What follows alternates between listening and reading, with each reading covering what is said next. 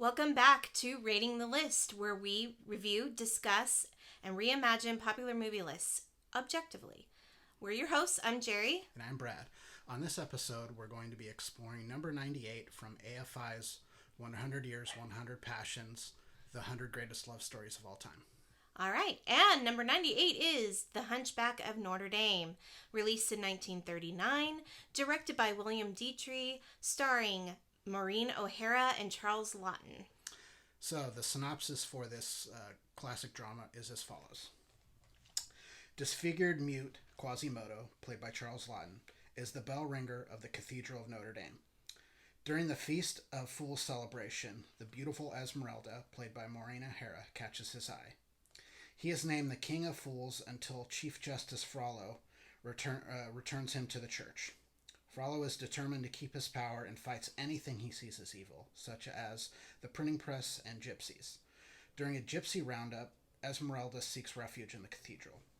She runs away after encountering Quasimodo. Frollo commands him to recapture her, but at the request of gypsy poet Pierre Gringery, played by Edmund O'Brien, Captain Farbus and his guards stop Quasimodo. He is publicly lashed.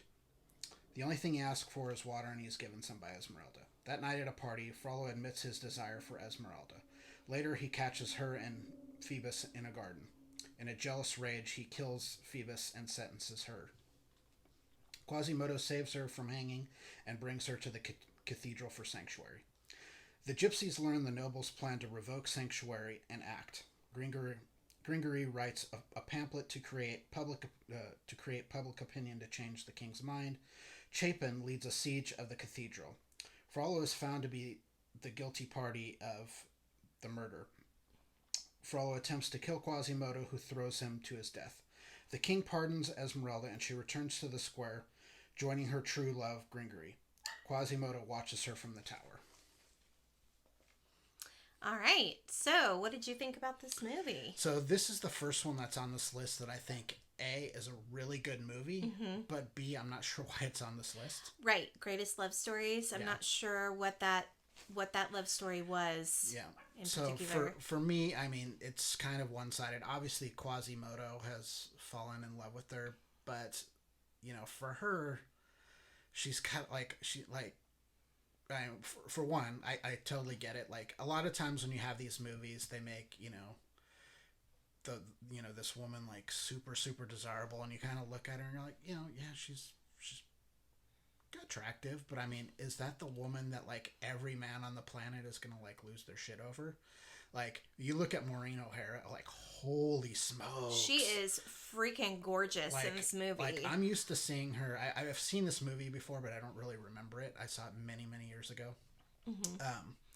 I'm used to seeing her more from, like, the Quiet Man era.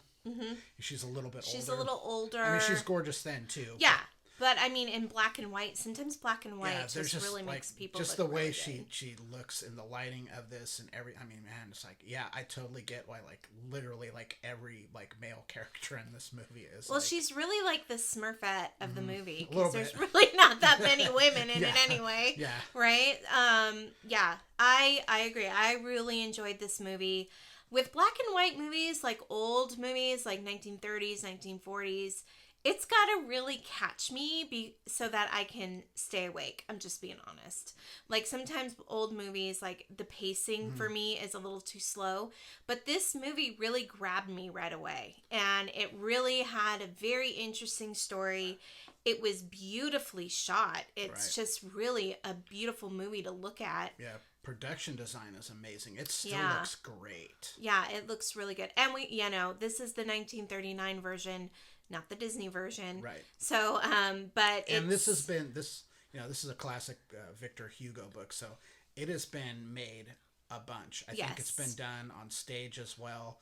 I think I want to say there's 3 or 4 different versions of this on film. This one was done by an American production.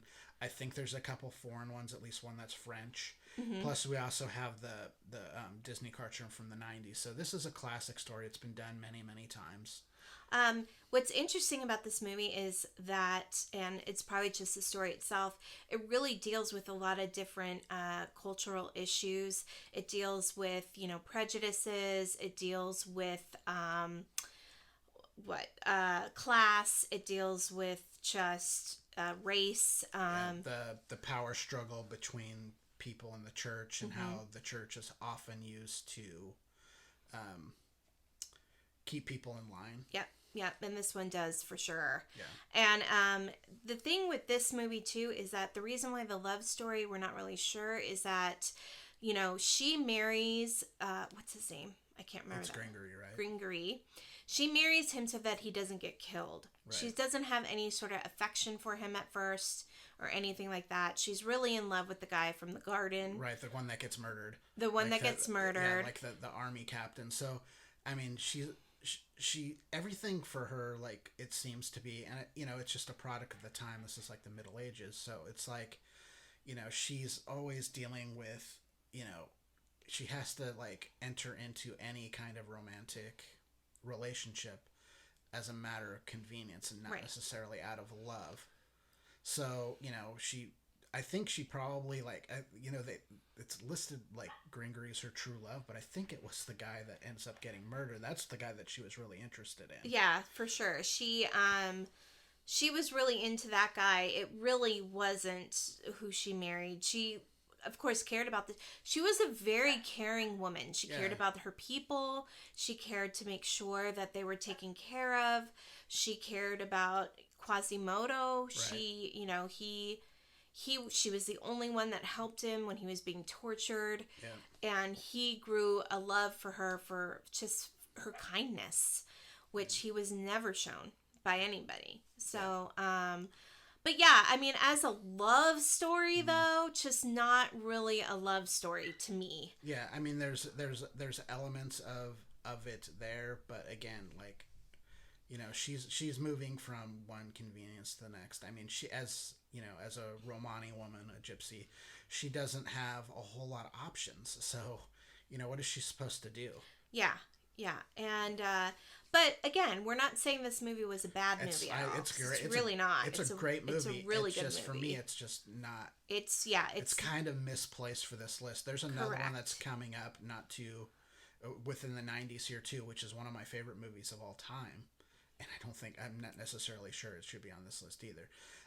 It was just kind of a strange choice. I think part of the reason it's on here is there are certain years in movies that, film historians kind of look at. 1939 is one of them. That's a big movie year. Amazing year for movies. Yeah, The Wizard of Oz. Gone with the Wind. Gone with the Wind. Yeah. We'll discuss that one. It's on the list. It is on the list. I'm going to get in a fight with my sister if she ends up saying this. It's like one of her favorite movies, and it's one of my least. Yes.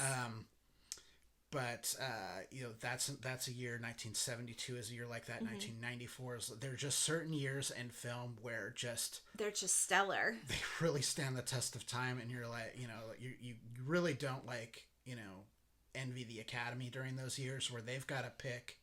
Sometimes most of the time it's been 5, but now it's like 10. Most of the time, those like 5 movies that are up for it. In some of those years, they would win. All 5, any 5 of them would win in a different year, but they're all like up against each other. It's kind of like like a situation where you have like the 2 best tennis players in the world, and they consistently go at it like in like the major championships or whatever. Yeah. It's like one of them's gonna win and one of them's gonna lose. But they're both fantastic movies, right? Yeah.